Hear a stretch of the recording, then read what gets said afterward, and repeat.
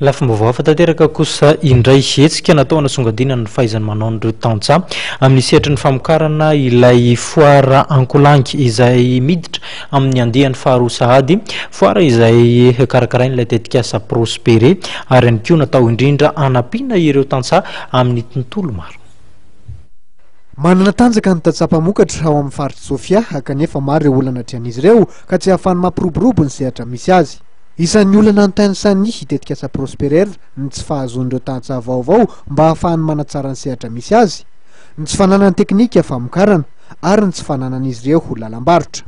Ialana amin'izay indrindra dia mikarakara ny andiany faharoa amin'ny foara Ankolangy ny Prosperer ny 20 hatramin'ny 20 jolay izao, ary atao eo ambany fiahin'ny ministeran'ny fambolena sy ny fampandrosoana ny tontolo ambanivohitra zany.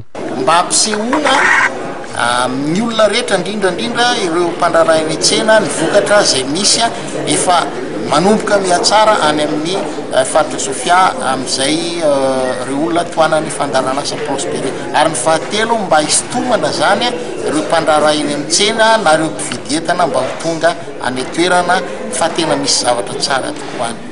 Saika ho voasolo-tena mandritry ny foara Ankolangy avokoa ireo sehatra asa maro samihafa manomboka amin'ny seha-pambolena, famokarana hatrany amin'ny asa tanana, endrika varotra fampiratiana, fampisehoana ary fanentanana ity foara ity.